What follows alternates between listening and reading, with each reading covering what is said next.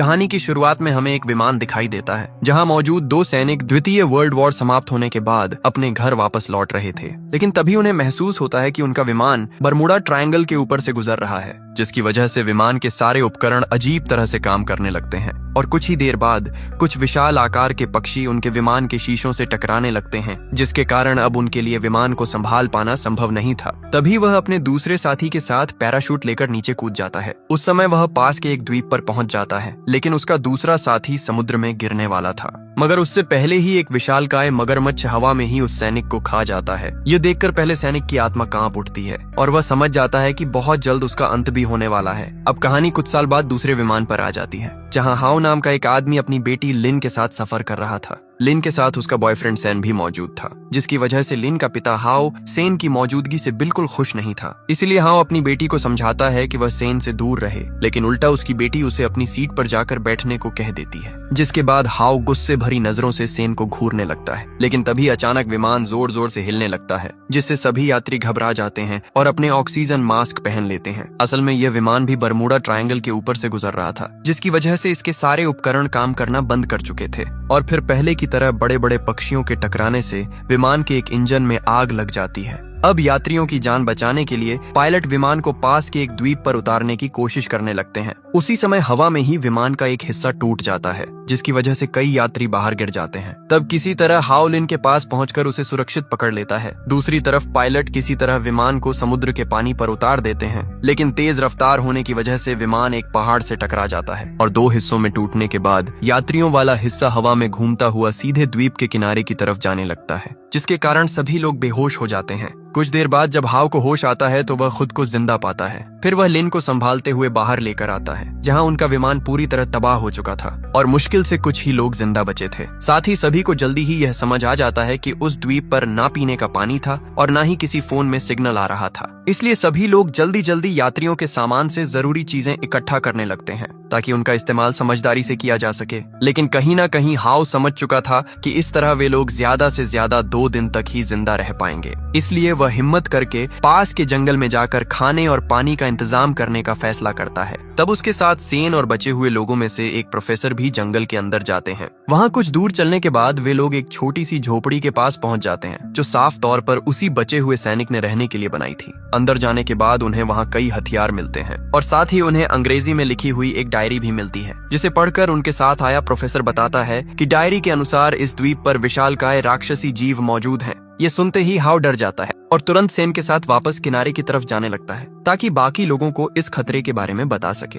दूसरी तरफ इन सब बातों से अनजान फेंक नाम का एक आदमी विमान में काम करने वाली एक महिला के साथ आखिरी बची पानी की बोतल के लिए लड़ाई शुरू कर देता है। ये देखकर ली नाम का दूसरा आदमी फेंक को मारने लगता है और देखते ही देखते दोनों लड़ते लड़ते समुद्र के पानी तक पहुंच जाते हैं। ये देखकर एक आदमी उनकी लड़ाई रोकने की कोशिश करता है, जबकि बाकी सभी लोग सिर्फ खड़े होकर तमाशा देख रहे थे। तभी ली की गर्भवती पत्नी जिया वहां पहुंचकर ली को लड़ाई से अलग कर देती है और उसी समय वह दूसरा आदमी भी फेंक को ली से दूर कर देता है। लेकिन तभी अचानक किनारे पर खड़े एक व्यक्ति की नजर समुद्र में हो रही हलचल पर पड़ती है और अगले ही पल एक विशालकाय मगरमच्छ फेंक को रोकने वाले आदमी पर हमला करके उसे मार देता है। ये देखकर सभी लोग डर जाते हैं और वहां से भागने लगते हैं, लेकिन वह मगरमच्छ किनारे पर आकर एक और आदमी को मार देता है। तब ली बाकी सभी लोगों को लेकर वहां से भाग जाता है। कुछ देर बाद जब प्रोफेसर, हाओ और सेन वापस किनारे के पास पहुंचते हैं तो उन्हें वहां मगरमच्छ के विशाल पैरों के निशान दिखाई देते हैं, जिसे देखकर वे लोग उन निशानों का पीछा करने लगते हैं। दूसरी तरफ वह मगरमच्छ लगातार सबका पीछा कर रहा था और पीछे छूटने वाले लोगों को खाते हुए आगे बढ़ रहा था। उसी समय फेंक और साओ नाम की एक लड़की दूसरी दिशा में चले जाते हैं, जबकि ली, जिया, लिन और कुछ बाकी लोगों को लेकर दूसरी तरफ निकल जाता है। कुछ देर बाद वे लोग एक साफ पानी वाली नदी के पास पहुंचते हैं, जहां उन्हें कोई खतरा महसूस नहीं होता। इसलिए सभी लोग थोड़ी देर आराम करने लगते हैं और साफ पानी देखकर उसे पीने के साथ साथ अपने शरीर को भी साफ करने लगते हैं। लेकिन तभी अचानक ली को पास की झाड़ियों से किसी के चलने की आवाज सुनाई देती है, जिससे सभी लोग पूरी तरह चुप हो जाते हैं। हालांकि जैसे ही वे लोग झाड़ियों से सेन, हाओ और प्रोफेसर को बाहर आते देखते हैं, वैसे ही सभी राहत की सांस लेते हैं। अब लिन खुशी में सेन को गले लगाने ही वाली थी कि तभी हाओ सबको चुप रहने के लिए कहता है, क्योंकि उसे आसपास किसी के चलने की आवाज सुनाई दे रही थी। असल में पास में मौजूद एक बड़े पत्थर के पीछे वही मगरमच्छ छिपकर किसी इंसान का इंतजार कर रहा था और अब जैसे ही एक यात्री उसके पास आता है, वैसे ही मगरमच्छ उसके करीब पहुंच जाता है। ये देखकर सबके सामने उस आदमी की डर के मारे हालत खराब हो जाती है और अगले ही पल मगरमच्छ उसे जिंदा खा जाता है। ये देखकर सभी लोग डरकर वहां से भागने लगते हैं। तभी मगरमच्छ सीधे हाउ को खाने के लिए उसकी तरफ छलांग लगा देता है, लेकिन हाउ अपनी जान बचाने के लिए पास के पत्थर पर कूद जाता है। उसी समय एक दूसरा आदमी पत्थरों के बीच फंस जाता है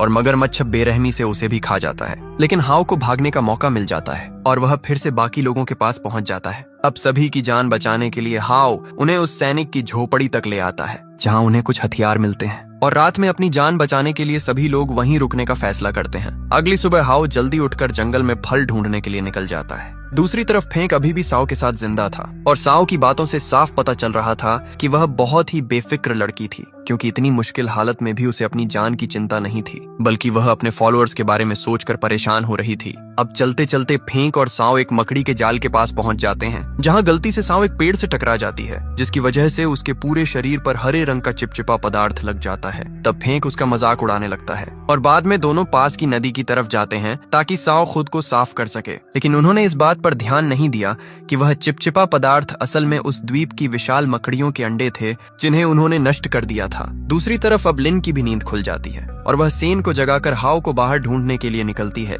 लेकिन बाहर आने के बाद तो उनके होश उड़ जाते हैं, क्योंकि धुंध के पीछे उन्हें विशालकाय मकड़ियां दिखाई देती हैं, जिन्होंने पूरे इलाके को घेर रखा था। ये देखकर लिन तुरंत अंदर जाकर जिया और ली को भी जगा देती है और यह सब जानने के बाद सभी लोग बुरी तरह डर जाते हैं। अब उनके पास धीरे धीरे मकड़ियों की नजर से बचते हुए वहां से निकलने के अलावा कोई रास्ता नहीं था। इसलिए ली जल्दी से एक लकड़ी उठाता है और सभी लोगों के साथ धीरे धीरे आगे बढ़ने लगता है। लेकिन तभी उनके साथ मौजूद एक आदमी पर मकड़ी की लार गिर जाती है, जिससे वह घबरा जाता है और उसी समय वह मकड़ी उस पर हमला करके उसे अपना शिकार बना लेती है। ये देखकर सभी लोग बुरी तरह डर जाते हैं और अपनी जान बचाने के लिए तेजी से वहां से भागने लगते हैं। लेकिन अब वे मकड़ियां उनका पीछा करने लगती हैं। उधर उनकी चीखने की आवाज कुछ दूर मौजूद हाउ तक पहुंच जाती है, जिसके बाद वह भी तुरंत बाकी लोगों की तरफ दौड़ने लगता है। दूसरी तरफ बाकी सभी लोग लगातार अपनी जान बचाने के लिए भाग रहे थे, लेकिन तभी अचानक उनके सामने एक और मकड़ी आ जाती है, जिसकी वजह से सभी को रुकना पड़ता है। अब वह मकड़ी जिया और ली पर हमला करने की कोशिश करती है, हालांकि दोनों किसी तरह बच जाते हैं। तभी प्रोफेसर उनकी जान बचाने के लिए उस मकड़ी पर एक पत्थर फेंकता है,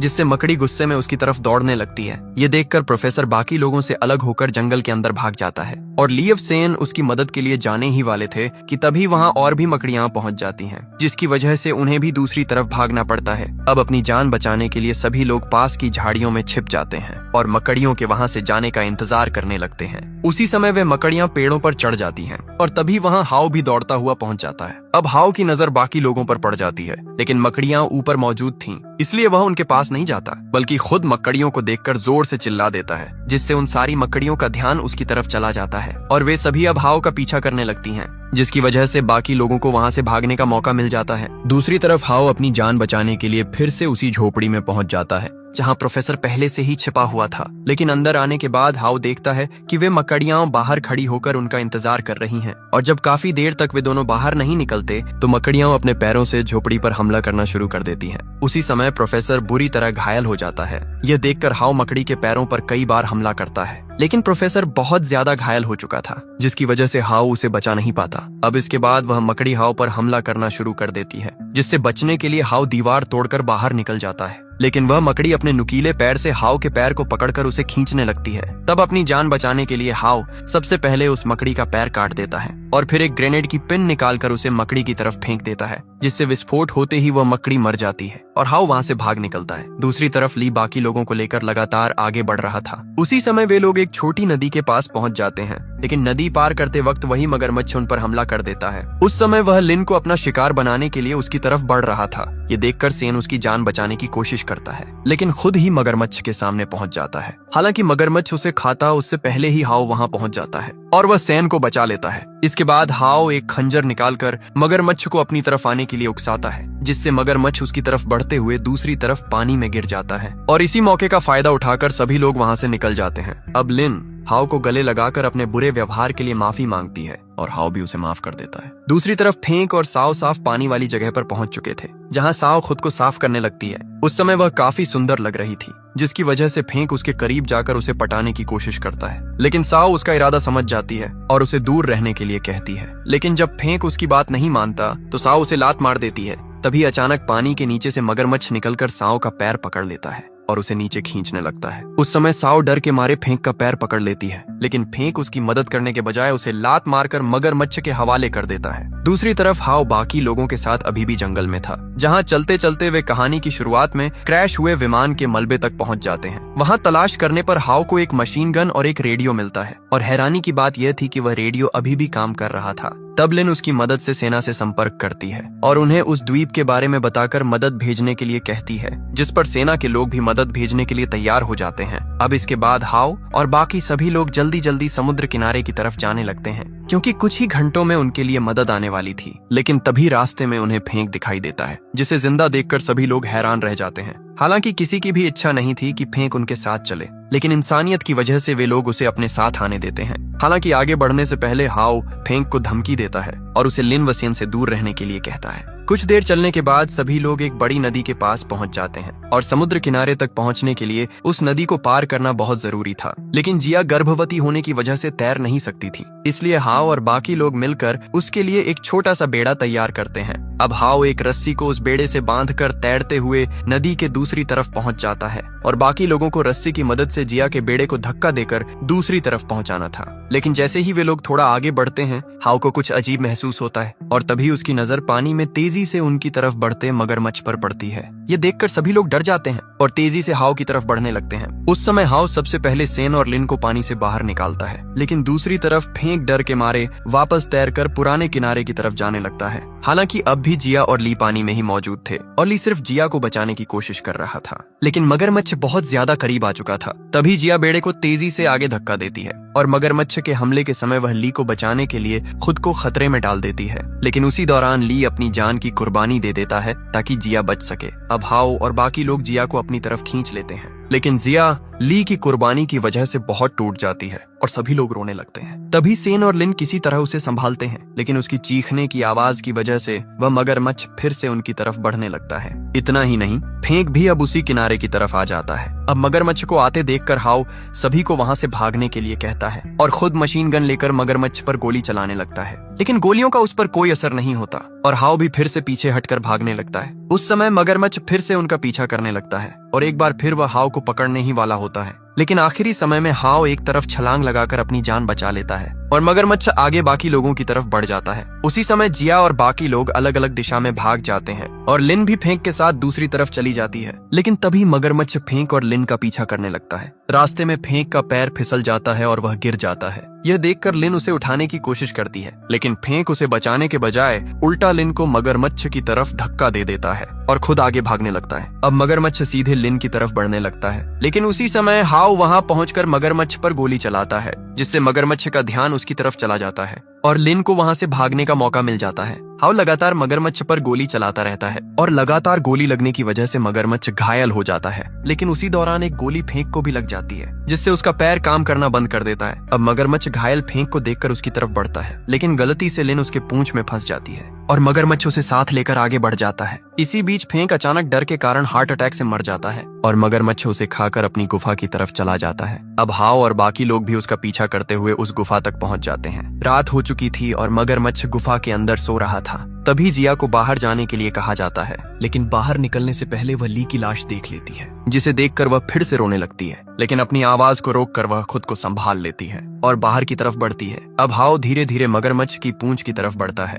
और वहां उसे लिन मिलती है, जो घायल थी लेकिन जिंदा थी। हाओ उसे धीरे धीरे बाहर की तरफ ले जाने लगता है, लेकिन तभी सेन को एहसास होता है कि मगरमच्छ जाग चुका है और अब वह उन पर हमला करने वाला है। तभी हाओ फिर से गोली चलाता है, लेकिन मगरमच्छ और ज्यादा गुस्से में आ जाता है और सेन किसी तरह लिन को बाहर ले जाता है। दूसरी तरफ हाओ भागते हुए गुफा के अंदर और गहराई में चला जाता है, जहां वह छिपने की कोशिश करता है, लेकिन मगरमच्छ लगातार जगह जगह को तोड़ता हुआ उसका पीछा कर रहा था। अब हाओ के पास छिपने की जगह बहुत कम बची थी और तभी वह एक छोटे से छेद में घुस जाता है, जहां मगरमच्छ नहीं पहुंच पाता। इसी दौरान हाओ फिर से मगरमच्छ पर गोली चलाता है, लेकिन अब उसकी गोलियां भी खत्म होने लगी थीं और तभी उसे याद आता है कि उसका आखिरी ग्रेनेड पीछे गिर गया था। उसी समय बाहर से सेन की आवाज आती है और हाओ उसे ग्रेनेड ढूंढने के लिए चिल्लाता है, क्योंकि उसी से शायद इस मगरमच्छ को खत्म किया जा सकता था। सेन तेजी से ग्रेनेड ढूंढने लगता है और कुछ ही देर में उसे ग्रेनेड मिल जाता है। फिर वह उसे लेकर मगरमच्छ के पास लौटता है, तब हाओ उसे कछुए से ध्यान हटाने के लिए अपनी कुल्हाड़ी फेंकने को कहता है।